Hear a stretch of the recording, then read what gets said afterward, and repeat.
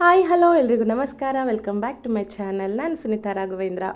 ಮೊದಲನೇದಾಗಿ ಯಾರೆಲ್ಲ ವಿಡಿಯೋ ನೋಡ್ತಾ ಇದ್ದೀರೋ ಪ್ರತಿಯೊಬ್ಬರಿಗೂ ನವರಾತ್ರಿ ಹಬ್ಬದ ಹಾರ್ದಿಕ ಶುಭಾಶಯಗಳನ್ನು ತಿಳಿಸುತ್ತಾ ಇವತ್ತಿನ ವಿಡಿಯೋನ ನಾನು ಶುರು ಮಾಡ್ತಾ ಇದ್ದೀನಿ. ಇವತ್ತಿನ ವಿಡಿಯೋ ಕೂಡ ಒಂದು ನವರಾತ್ರಿ ವಿಶೇಷ ವಿಡಿಯೋನೇ ಆಗಿರುತ್ತೆ. ಸೊ ಈ ವಿಡಿಯೋ ಅಂದರೆ ಯಾವ ಒಂದು ದೇವಸ್ಥಾನಕ್ಕೆ ಹೋಗಿದ್ವಿ, ಸೊ ಅಲ್ಲಿನ ವಿಶೇಷತೆ ಏನು ಅಂತ ಅಂದ್ಬಿಟ್ಟು ಈ ವಿಡಿಯೋನಲ್ಲಿ ನಾನು ನಿಮ್ಮೊಟ್ಟಿಗೆ ಶೇರ್ ಮಾಡೋದಕ್ಕೆ ಇಷ್ಟಪಡ್ತೀನಿ. ಸೊ ಹೌದು, ಈ ವಿಡಿಯೋನ ನಾನು ಬಳ್ಳಾರಿಯಿಂದ ಮಾಡ್ತಾಯಿದ್ದೀನಿ. ಸೊ ಬಳ್ಳಾರಿಯಲ್ಲಿರುವಂತಹ ಒಂದು ಪವರ್ಫುಲ್ ದೇವಸ್ಥಾನ ಅಂತಲೇ ಹೇಳ್ಬೋದು. ಅಂಥ ಒಂದು ಪ್ಲೇಸಿಂದ ನಾನು ಈ ವಿಡಿಯೋನ ಮಾಡ್ತಾಯಿದ್ದೀನಿ. ಸೊ ಯಾವುದಪ್ಪ ಅದು ದೇವಸ್ಥಾನ ಅಂತ ಅಂದರೆ ಕನಕದುರ್ಗ ಪರಮೇಶ್ವರಿ ದೇವಿ ಗುಡಿ. ಸೊ ಇದು ಇಲ್ಲಿ ಬಳ್ಳಾರಿಯಲ್ಲೇನೆ ತುಂಬಾ ಒಂದು ವಿಶೇಷವಾದಂತಹ ದೇವಸ್ಥಾನ ಅಂತಲೇ ಹೇಳ್ಬೋದು. ಅಷ್ಟು ಪವರ್ಫುಲ್ ಗುಡಿ ಇದು ಅಂತಲೇ ಹೇಳ್ತಾರೆ. ಸೊ ಸಿಟಿ ಸೆಂಟ್ರಲ್ಲೇ ಇದೆ. ತುಂಬಾ ಅದ್ಭುತವಾಗಿದೆ ದೇವಸ್ಥಾನ, ತುಂಬಾ ಚೆನ್ನಾಗಿದೆ, ಅಷ್ಟೇ ವಿಶಾಲವಾಗಿದೆ ಅಂತಲೇ ಹೇಳ್ಬೋದು. ಸೊ ಅಂಥ ಒಂದು ದೇವಸ್ಥಾನಕ್ಕೆ ನವರಾತ್ರಿ ವಿಶೇಷ ದಿನದಲ್ಲಿ ನಾವು ಹೋಗಿ ದರ್ಶನ ಮಾಡಿದ್ದು ನಮ್ಮ ಭಾಗ್ಯ ಅಂತಲೇ ಹೇಳ್ಬೋದು. ಅಷ್ಟು ಅದ್ಭುತವಾಗಿತ್ತು ಈ ದೇವಸ್ಥಾನ. ಸೊ ಹಾಗಾಗಿ ನಿಮ್ಮೊಟ್ಟಿಗೆ ಶೇರ್ ಮಾಡ್ಕೊಬೇಕು ಅಂತ ಅಂದ್ಬಿಟ್ಟು, ನಿಜವಾಗ್ಲೂ ಹೇಳಬೇಕಂತಂದರೆ ಸ್ವಲ್ಪ ಭಯದಲ್ಲೇ ಈ ವಿಡಿಯೋನ ಮಾಡಿಕೊಂಡೆ. ಯೂಶಲಿ ಈ ಥರ ಒಂದು ದೇವಸ್ಥಾನಗಳಲ್ಲಿ ವಿಡಿಯೋ ರೆಕಾರ್ಡ್ ಎಲ್ಲ ಮಾಡೋ ಹಾಗಿಲ್ಲ. ಅದರಲ್ಲೂ ಹೊಸ ಜಾಗ, ಹೊಸ ಜನ, ಹೇಗೆ ಪೊಲೀಸವರೆಲ್ಲ ಅಲ್ಲಲ್ಲೇ ಇದ್ದರು. ಸೊ ಹಾಗಾಗಿ ವಿಡಿಯೋ ಮಾಡ್ಬೋದಾ ಇಲ್ವಾ ಅನ್ನೋ ಭಯದಲ್ಲೇ ಇದ್ದೆ. ಆದರೆ ಅಲ್ಲಿ ಕೆಲವೊಂದಿಬ್ಬರು ವಿಡಿಯೋನ ಮಾಡ್ಕೊತಾ ಇದ್ರು. ಸೊ ಹಾಗಾಗಿ ಮಾಡಬಹುದೇನೋ ಅಂತ ಅಂದ್ಬಿಟ್ಟು ನಾನು ರೆಕಾರ್ಡ್ ಮಾಡಿಕೊಂಡೆ ಸಾಧ್ಯ ಆದಷ್ಟು ಮಟ್ಟಿಗೆ. ತುಂಬಾ ಚೆನ್ನಾಗಿತ್ತು ದೇವಸ್ಥಾನ. ನೋಡ್ತಾ ಇರ್ಬೋದು, ಹೂವಿಂದ ಇಡೀ ದೇವಸ್ಥಾನನ ಪೂರ್ತಿ ಹೂವಿಂದ ಅಲಂಕಾರ ಮಾಡಿದರು. ತುಂಬ ಚೆನ್ನಾಗಿತ್ತು. ಅದರಲ್ಲೂ ನಾವು ಹೋಗಿದ್ದು ಆಲ್ಮೋಸ್ಟ್ ನೈಟ್ 9 ಮೇಲೆ ಆಗಿತ್ತು. ಸೊ ಅಷ್ಟೊತ್ತಾದ್ರೂ ಕೂಡ ಈ ಅಲಂಕಾರ ಚೆನ್ನಾಗಿತ್ತು ಅಂತಲೇ ಹೇಳ್ಬೋದು. ಸೊ ಬೆಳಗ್ಗೆ ಎಲ್ಲ ತುಂಬಾ ಕ್ರೌಡ್ ಇರುತ್ತಂತೆ, ದರ್ಶನ ಅಷ್ಟು ಚೆನ್ನಾಗಿ ಆಗಲ್ಲ ಅನ್ನೋ ಕಾರಣದಿಂದ. ಸೊ ಫಸ್ಟ್ ಟೈಮ್ ಹೋಗಿ ದರ್ಶನ ಚೆನ್ನಾಗಿ ಮಾಡಬೇಕು ಅನ್ನೋ, ಅದರಲ್ಲೂ ನವರಾತ್ರಿ ವಿಶೇಷ ದಿನದಲ್ಲಿ ಹೋಗ್ತಾ ಇರೋದ್ರಿಂದ ಚೆನ್ನಾಗಿ ದರ್ಶನ ತೊಗೋಬೇಕು ಅನ್ನೋ ಉದ್ದೇಶದಿಂದ ನಾವು ರಾತ್ರಿ ಹೋಗಿದ್ವಿ. ಆವಾಗ ಸ್ವಲ್ಪ ಕ್ರೌಡ್ ಕಡಿಮೆ ಇತ್ತು ಅಂತಲೇ ಹೇಳ್ಬೋದು. ನೋಡ್ತಾ ಇರ್ಬೋದು ಮೂಲ ವಿಗ್ರಹ ಎಷ್ಟು ವಿಶೇಷವಾಗಿದೆ ಅಂತ ಅಂದರೆ, ಬಹುಶಃ ಈ ಥರ ಒಂದು ವಿಗ್ರಹನ ನಾನು ಇಲ್ಲಿವರೆಗೂ ಎಲ್ಲೂ ನೋಡಿಲ್ಲ. ಅಷ್ಟು ವಿಶೇಷವಾಗಿದೆ ಈ ಒಂದು ಮೂಲ ವಿಗ್ರಹ. ಒಂದು ದೇವಿ ಮೂರ್ತಿ ಏನಿದೆ ತುಂಬಾ ಅದ್ಭುತವಾಗಿದೆ ಅಂತಲೇ, ನೋಡ್ತಾ ಇದ್ದರೆ ಒಂಥರ ಮೈ ರೋಮಾಂಚನ ಆಗ್ತಾಯಿತ್ತು, ಅಷ್ಟು ಚೆನ್ನಾಗಿತ್ತು. ಅದರಲ್ಲೂ ಈ ನವರಾತ್ರಿ ವಿಶೇಷದಲ್ಲಿ ಮಾಡಿರುವಂತಹ ಅಲಂಕಾರದಿಂದ ಇನ್ನೂ ಹೆಚ್ಚಿನ ಕಳೆ ಇತ್ತು ಅಂತಲೇ ಹೇಳ್ಬೋದು. ಅಷ್ಟು ಚೆನ್ನಾಗಿದೆ ಈ ದೇವಸ್ಥಾನ. ನಾನು ಈ ದೇವಸ್ಥಾನಕ್ಕೆ ಇದು ಸೆಕೆಂಡ್ ಟೈಮ್ ಬಂದಿರೋದು. ಫಸ್ಟ್ ಟೈಮ್ ಬಂದಾಗ ನಾರ್ಮಲ್ ದೇವಸ್ಥಾನಕ್ಕೆ ಬಂದ ರೀತಿಯೇ ಇತ್ತು. ಆದರೆ ಈ ನವರಾತ್ರಿ ವಿಶೇಷ ದಿನದಲ್ಲಿ ಬಂದಿರೋದ್ರಿಂದ ತುಂಬಾ ಒಂಥರ ಮೈಸೂರಲ್ಲಿ ಯಾವುದೋ ಒಂದು ದೇವಸ್ಥಾನದಲ್ಲಿದ್ದೀವಿ ಆ ಥರ ಫೀಲ್ ಕೊಡ್ತಾಯಿತ್ತು. ತುಂಬ ಚೆನ್ನಾಗಿತ್ತು.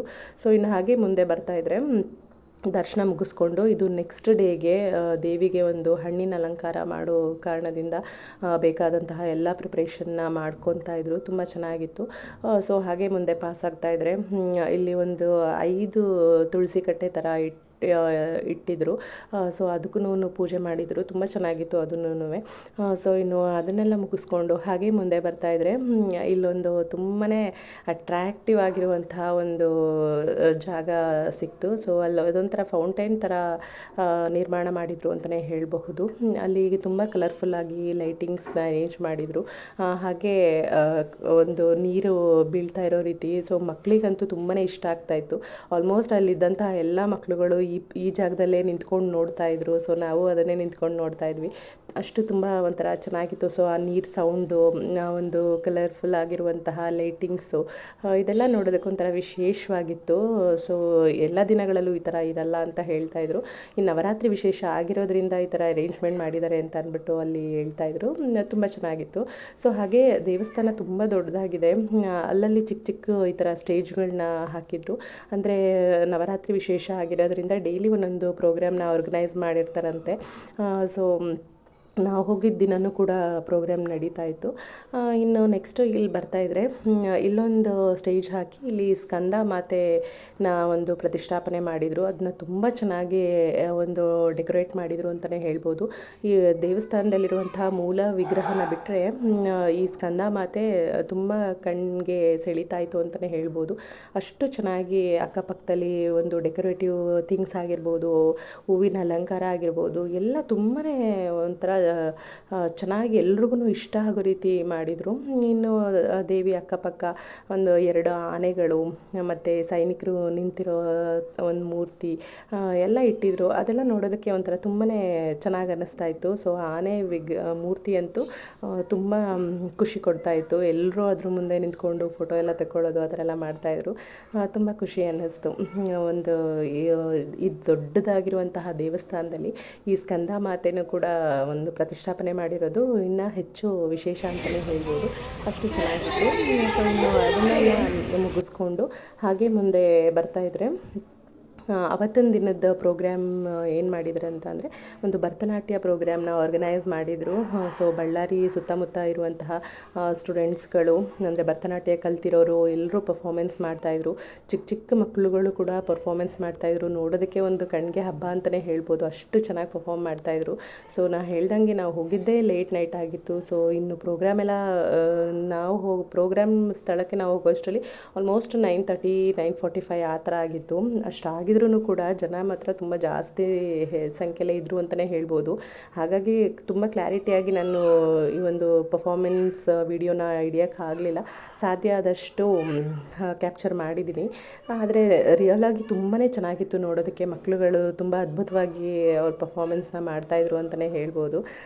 ಸೊ ಈ ಪ್ರೋಗ್ರಾಮ್ಸ್ ಅಂದರೆ ಡೈಲಿ ಒಂದೊಂದು ಪ್ರೋಗ್ರಾಮ್ ಇರುತ್ತಂತೆ, ಮ್ಯೂಸಿಕ್ ಇರುತ್ತಂತೆ, ಒಂದೊಂದು ದಿನ ಡ್ಯಾನ್ಸು, ಈ ಥರ ಭರತನಾಟ್ಯ ಪ್ರೋಗ್ರಾಮು ಆ ಥರ ಎಲ್ಲ ಇರುತ್ತಂತೆ.